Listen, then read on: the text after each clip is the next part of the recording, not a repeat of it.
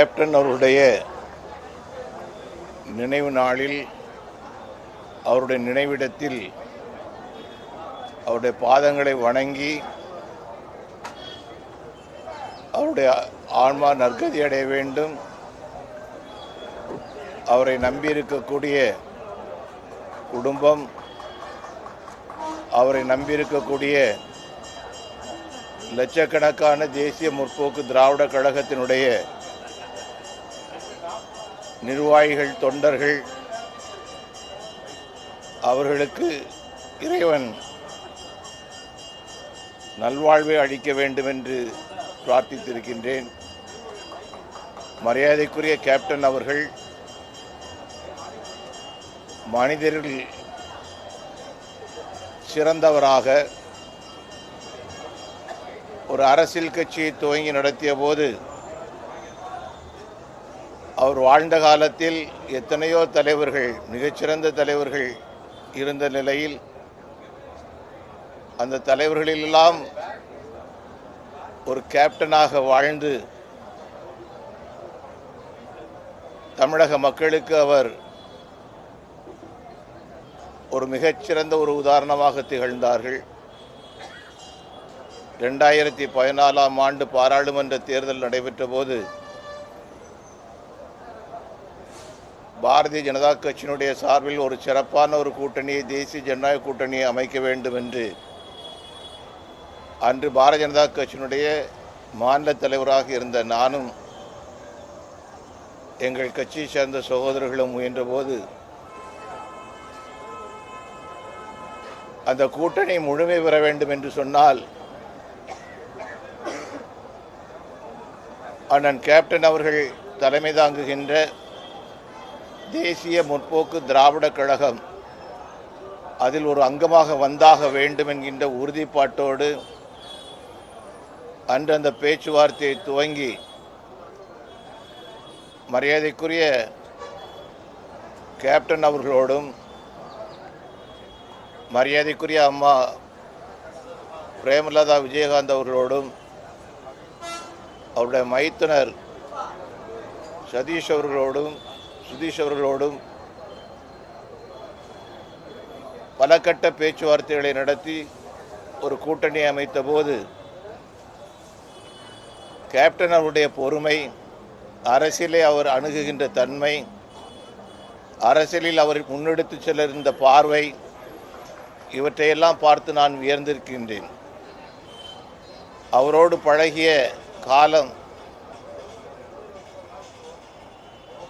என் வாழ்வில் மறக்க முடியாத ஒரு காலமாக அமைந்தது. அப்படிப்பட்ட ஒரு மாமனிதர்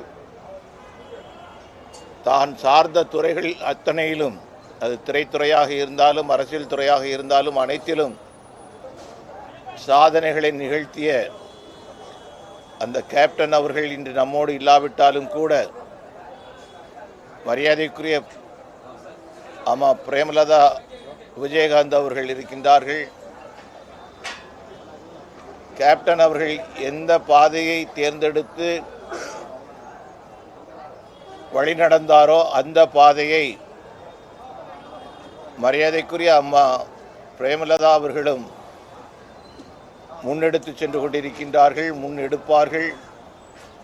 முழுமையான ஒரு அரசியலை தமிழகத்திலே கொண்டு வருவார்கள் என்கின்ற நம்பிக்கை எனக்கு இருக்கின்றது. இந்த புனித இடத்திலே மீண்டும் கேப்டன் அவர்களுக்கு என்னுடைய வணக்கங்களை கூறி அமைகின்றேன். வணக்கம்.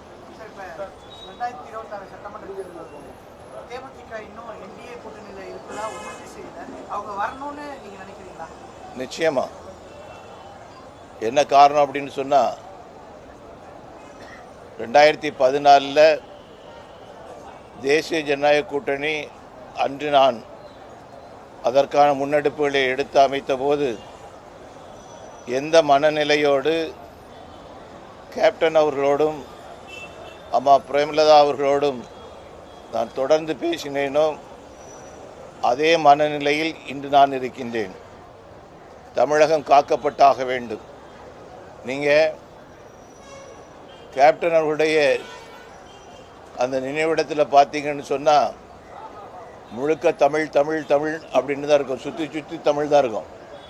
அப்போ அவருடைய ஊனோடும் உணர்வோடும் இரண்டரை கலந்து நின்றது தமிழ், தமிழன், தமிழ்நாடு. அவருடைய உணர்வு மெய்ப்பிக்கப்பட வேண்டும் என்று சொன்னால் தமிழகத்திலே அவர் விரும்பிய ஒரு நல்ல ஆட்சி, ஊழலற்ற தூய்மையான நேர்மையான தமிழகத்திற்கு வளர்ச்சி தரக்கூடிய ஒரு ஆட்சி வந்தாக வேண்டும். அந்த ஆட்சியை தேசிய ஜனநாயக கூட்டணி கொடுக்க முடியும் என்கின்ற நம்பிக்கை எனக்கு இருக்குது.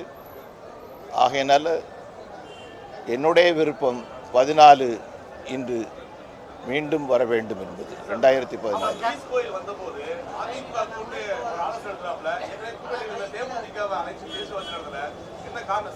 ஒரு விஷயம், அவருடைய முதல் வருகை வரும்போது பாரதிய ஜனதா கட்சி, தமிழ்நாடு பாரதிய ஜனதா கட்சியினுடைய தலைவர்களோடு நிர்வாகிகளோடு அவர் கலந்து பேசினார்.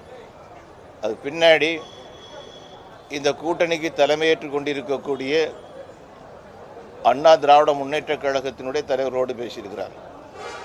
அவருடைய அடுத்த வருகைகள் நிச்சயமாக அடுத்த கட்டத்திற்கு எடுத்து செல்லும்.